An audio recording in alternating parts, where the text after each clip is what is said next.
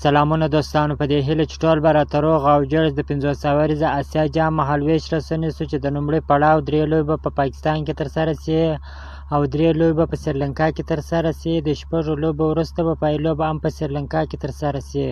یاد جام به له نن څخه 42 ورځې وروسته پیل شي چې لوبډلې په دوه ګروپونو ویشل شوي دي. په الف ګروپ کې افغانستان، سریلانکا، بنګلادیش، په بي ګروپ کې هندوستان، پاکستان، نیپال لوبډلې شتون لري او بل انډیا د ایمرجن کپ سیالیو کې پاکستان خلاف ستره بریا خپله کړه.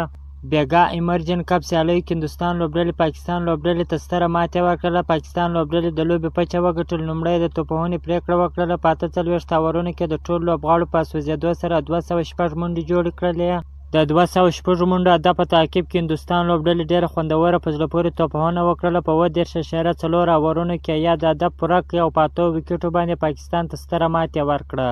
او اوس مهال هندوستان او بنګلادیش ترمنځ به دا سیمي فاینل لوبه کېږي. پاکستان او سریلانکا ترمنځ به دا سیمي فاینل لوبه کېږي. ګوره چې کومې دوې لوبډلې و فاینل ته وځي. که مو چیرې دغه ویډیو خوښ شوی ده په چینل کې نوی یاست نو حتما زموږ چینل هم در سره سبسکرایب کړئ. تر بلې ویډیو پورې د الله په امان.